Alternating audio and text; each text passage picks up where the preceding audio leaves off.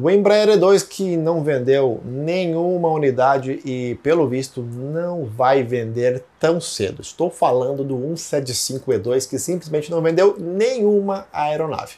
Tanto que os executivos da Embraer não veem um futuro tão promissor para o avião e a resposta é uma das mais simples possível. O avião é pesado demais para vender onde será e é o seu maior mercado.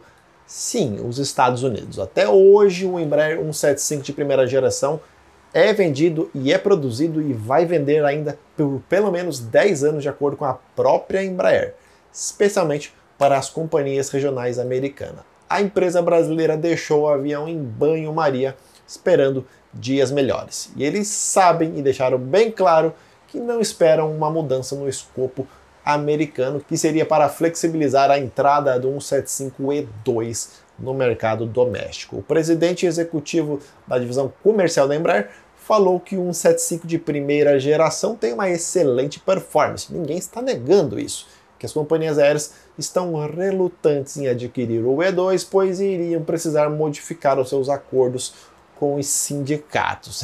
Não é só no Brasil que tem sindicato. Em termos práticos, como é que funciona o contrato? Diz que um avião, para ser considerado regional, precisa ser limitado a 39 mil quilos ou no máximo 76 passageiros. E obviamente o E1 está dentro desse escopo. O E2 tem 44.600 quilos e pode levar até 90 passageiros. Portanto, ou reduz 14 passageiros ou tira 5 toneladas do E2. E aí que está um problema. O motor do E2 ele é bem maior e mais pesado, só que ao mesmo tempo é muito mais eficiente. E a engenharia não tem como fazer um motor pequeno como o do E1 com a mesma eficiência que o E2 tem, e muito menos tirar peso do avião de outro lugar. Seria como reinventar o 175 E2 e não é uma opção para a Embraer no momento. Projeto que encontra-se literalmente parado desde meados de 2022. E por que os Estados Unidos não mudam esse escopo de uma vez? Eu vou te contar agora. São vários fatores. Primeiro, a parte financeira. Pois é, dos capitalistas. Empresas regionais com aviões menores costumam pagar menos, aos pilotos. E para proteger os pilotos de grandes companhias aéreas, elas não podem voar aviões regionais. Podem, mas com contrato com as empresas regionais. Existe uma empresa regional, ela vai lá, ela faz um contrato com a United, com a Delta, com a Alaska, para poder voar esses aviões. A questão é que os salários de um comandante de aviões de longo curso poderiam ser afetados. Por exemplo, a American Airlines, se ela tivesse na sua frota padrão, o Embraer 175. Pois é, mas não tem. Algo que só acontece pois a empresa tem um contrato com as regionais. Conseguiu entender esse imbróglio? Por exemplo, você vai pagar menos para o Embraer, o comandante de 175.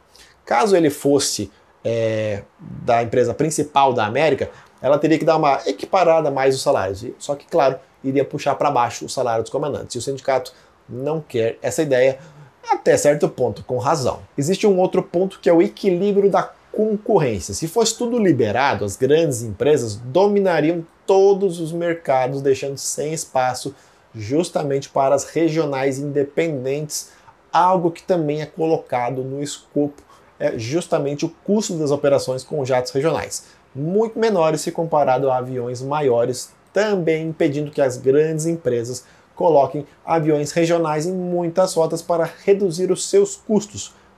Por exemplo, a American Airlines, ela tem o Airbus A319, ela poderia colocar 2 Embraer 175 que, de acordo com o que deu para entender nesse imbróglio todo, seria mais barato para ela. E esse é mais um motivo de existir esse escopo. Em resumo, são medidas para manter o mercado interno mais competitivo, algo que, por exemplo, a gente não vê no Brasil, né? Nós temos potencial para ser um mercado de aviação muito maior, mas somos dominados por Latam, Gol e Azul e não vai mudar aqui no Brasil. O que a Embraer vê no futuro é um aumento da demanda para mercados regionais, aí abrindo uma possibilidade para a abertura do escopo para aviões maiores. Até mesmo para o Embraer 192 configurados aí para 114 passageiros e peso de 56,4 toneladas. Essa afirmação é válida, pois o mercado de aviões de até 50 passageiros, ou seja, aviação regional, ali, o Embraer 145, vem diminuindo bastante, a ponto que deverá desaparecer em alguns anos, ou pelo menos em alguns setores lá dos Estados Unidos. E não é de hoje que eu falo aqui no canal, os Estados Unidos são os maiores compradores de avião da Embraer e dificilmente vai mudar esse cenário. São mais de 45 anos vendendo aviões lá para os norte-americanos e continuam aí atualizando o 175 de primeira geração. Só que pelo 175 de primeira geração. Se o escopo vai mudar, só o tempo e as regras americanas vão nos contar. Para mim, acaba sendo um pouco de protecionismo, assim, na minha opinião, um pouco besta do governo americano, visto que eles não têm avião para competir, entendeu? Se tivesse um avião para competir, entre aspas, ali até daria para entender. Agora, gente, 5 toneladas, libera aí 5 toneladas, gente. Faça um acordo melhor aí. O E2 é mais moderno, gasta menos, é mais eficiente e, ao mesmo tempo, acho que o pessoal da Embraer também, eles não estão tão preocupados assim com o E2, já que os seus outros aviões estão vendendo em diversos países do mundo, menos que o A220, mas ainda sem concorrentes dentro do seu nicho. E assim, com a volta de Donald Trump, não espere isso mudar. Espere, na verdade, dar uma piorada, pois o próprio Trump já deixou muito claro que ele vai proteger muito mais as empresas norte-americanas, vai aumentar imposto, eu acho que ele deve se esperar muito no Haddad, nessa questão de protecionismo das empresas locais. A diferença é que eles produzem muitas coisas, e aqui no Brasil não se produz tanto quanto eles querem proteger. Você conseguiu entender toda essa ladainha. Vamos ver se daqui, sei lá, 10 anos finalmente muda esse escopo e o Embraer E2, que já vai estar, não ultrapassado, né, mas já vai ter que ter melhorias daqui a 10 anos, possa finalmente entrar no mercado norte-americano. Já fiz um vídeo mostrando a quantidade, gente, é impressionante.